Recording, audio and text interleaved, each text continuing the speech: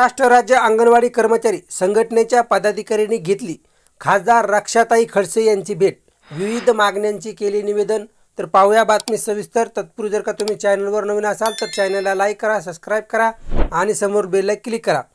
देशामध्ये एकात्मिक बालविकास सेवा योजनेअंतर्गत सुमारे 14 लाख अंगणवाडी केंद्र असून त्यात सुमारे 28 लाख अंगणवाडी सेविका, मदतनीस आणि मिनी अंगणवाडी सेविका गेले अनेक वर्ष कार्य करत असून सदर अंगणवाडी कर्मचाऱ्यांच्या देशव्यापी प्रलंबित मागण्या मंजूर करण्यासाठी प्रधानमंत्री नरेंद्र मोदी व केंद्रीय मंत्री स्मृती इराणी यांच्याकडे पाठपुरावा करणे तसेच त्यांच्याशी शिष्टमंडळाची भेट घडवून आणण्याबाबत खासदार रक्षा खडसे यांना नुकतेच निवेदन देण्यात आले आहे।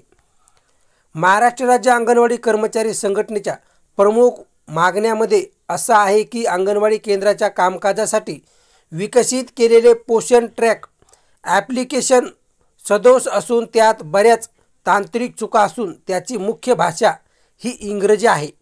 अंगणवाडी कर्मचाऱ्यांच्या शैक्षणिक पात्रता विचार करता त्यात प्रादेशिक भाषेची व्यवस्था असावी।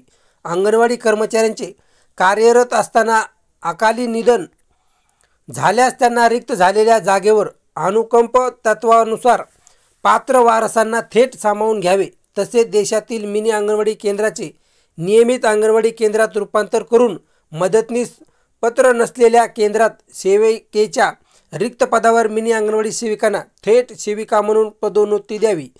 यांच्यासह देशातील अंगणवाडी कर्मचाऱ्यांचे दररोजचे काम 8 तास मोजून त्यांना शासकीय निमशासकीय कर्मचाऱ्याप्रमाणे वेतन भत्ते व सेवेचे फायदे मिळावे।